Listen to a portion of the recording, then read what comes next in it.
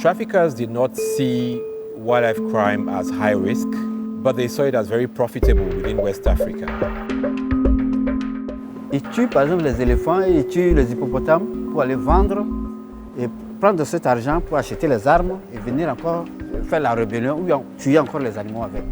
We know that trade can really impact certain vulnerable species to the point of near extinction. We have iconic species like the African elephant, like the African grey parrot or the Timni parrot in West Africa, now the pangolins, but also the chimpanzees, the cross-river gorilla. I can name other ones, but these species are suffering from the fact that there is no coordination in the effort to protect them from the illegal international trade. On a yearly average, over 200,000 birds are shipped into Trinidad. Sometimes up to 95% of those birds die in shipment and after when it enters the country. Et nous avons plusieurs espèces de faune, mais qui sont menacées par le braconnage. Et le braconnage aujourd'hui n'est pas seulement une menace qui pèse sur la faune, mais elle pèse aussi sur la sécurité alimentaire, sur la sécurité des États. The borders are porous. The criminals can move freely. Wildlife crime is transnational organized crime. The criminals are coordinated. They are talking to each other. They are developing new technology, new techniques for getting past the customs and wildlife agents. So no one country can deal with this on its own.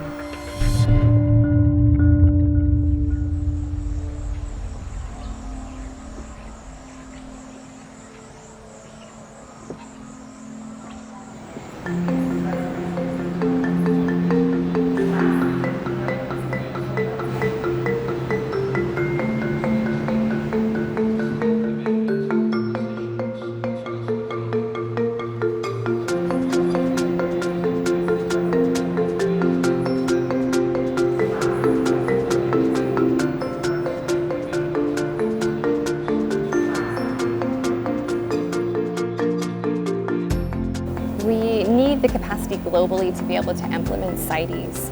And to do that well, we need conservation leaders that are just as globally distributed as the species that we're trying to protect. There's 38,000 species listed under CITES from all over the world, and so we need conservation leaders and scholars from every corner of the planet to protect species.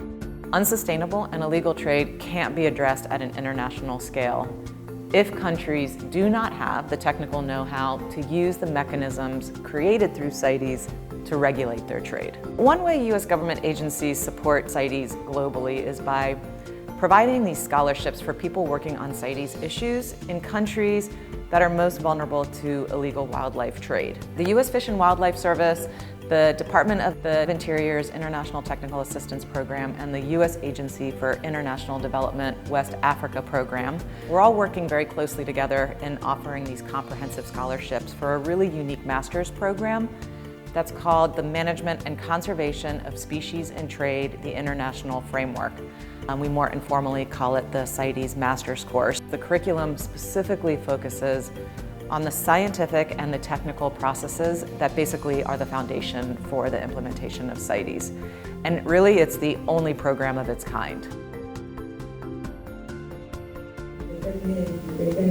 Soy Margarita África Clemente Muñoz, España. Soy directora del curso de máster. El curso empezó en 1998 y bueno, hemos tenido 14 ediciones recibiendo 390 alumnos de 106 países. Fundamentalmente, este máster es un máster de formación en el convenio de comercio internacional de especies de fauna y flora silvestre que pueden estar amenazadas precisamente por el abuso de ese comercio internacional. Dr. Clemente has dedicated the last 2 decades of her life to developing a graduate level program that would help people working on wildlife trade issues to have the tools, the language, the expertise to participate in the deliberations and the decision-making processes for CITES. Its curriculum is basically broken down into two main components. One is 3 months of intensive coursework at the International University of Andalusia's campus. And so all the students travel to Spain and they take classes together on biodiversity and the other scientific foundations of CITES, while also learning about the intricacies of how CITES is administered. After the 3 months in Spain, the scholars travel back to their countries to begin the second phase of their training, which includes 9 months of field research, where they focus on CITES issues that are relevant to their country's needs. The topic is Introduction of Sea Cucumber CITES Species listed in Appendix 2 for trade in Zanzibar, Tanzania. El trabajo de tesis es muy importante porque muchas de las tesis han venido a resolver problemas que tenían los países, sus propios países, dentro de la convención. Pues, por ejemplo, ha habido tesis de todo tipo, tesis que han dado lugar a reformas legislativas en los propios países para mejorar la aplicación de CITES en estos países. So this program has vastly changed my ability to make an impact in Belize in CITES implementation. My thesis topic was assessing the regeneration by coppicing of the Albergia stevensoni in southern Belize. We barely have any scientific information about this rosewood species, so my thesis actually provided the much needed baseline information for the forest departments. I can provide advice to the management authority. I'm confident that I can provide trainings to enforcement. I can do public awareness. So I'm really confident in that. We have been providing some outreach to universities and high school on CITES management. My name is Adeline Ngwa, and I'm a teacher. But I work in the north region of Cameroon in the National Wildlife College. My thesis topic is about the management constraints and the perspective for sustainable use of Pterocarpus erinaceus in Cameroon.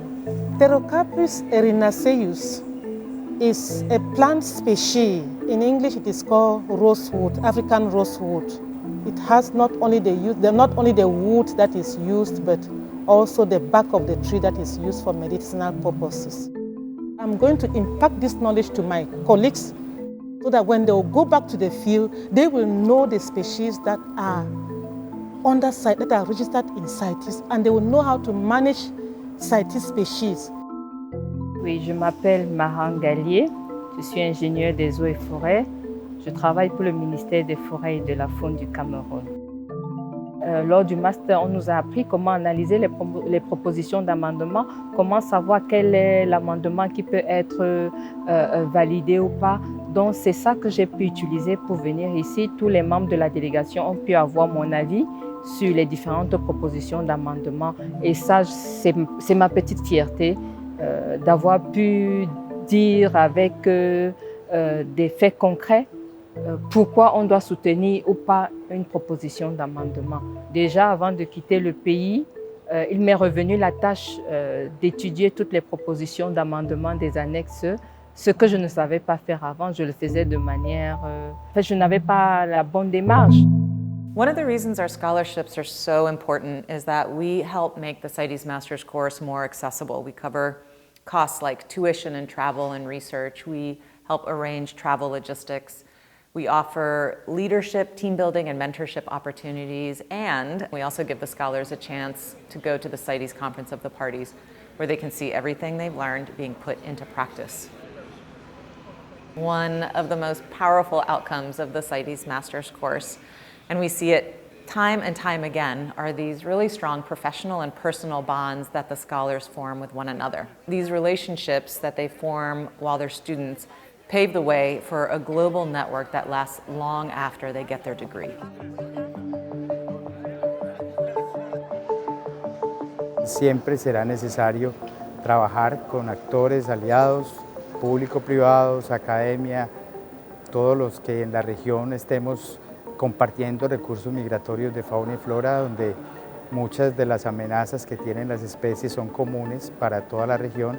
Entonces, además de tener esas alianzas a nivel nacional, se requieren alianzas transfronterizas que puedan garantizar conectividad, que puedan garantizar siempre que los recursos están y hacer un uso sostenible de ellos. Today we see the products of this partnership sitting in a broad number of country delegations at the CITES COP. We see them training other people in various forestry schools, police academies in their countries. We have seen them contribute and lead the process for drafting a West Africa strategy for combating wildlife crime. These people are leaders in their own rights today. Et nous souhaitons que cette formation continue pour former la majorité des gens dans la CITES en Afrique. Et ça, on va relever ce défi, le commerce illégal des espèces de faune et de flore sauvages menacées d'extinction.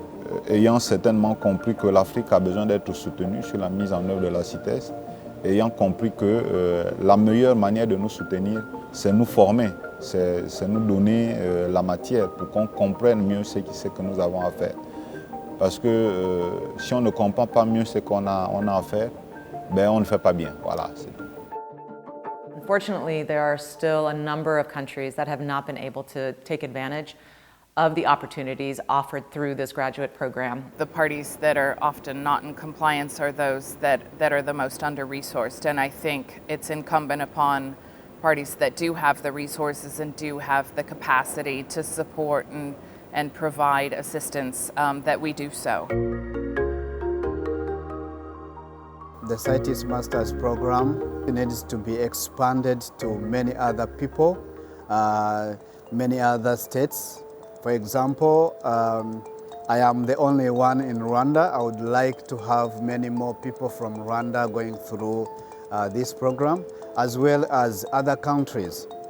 If all countries can have many people that go through this program, it can be a game changer for CITES and how we implement CITES into our countries. Some issues are not issues that are national in scope. We are talking about shared resources. The lion population that we have in the north of Togo is the same population that moves across the borders into Benin, Niger, and Burkina Faso. It just stands to reason that animals know no borders, and so our efforts should not be constrained by borders.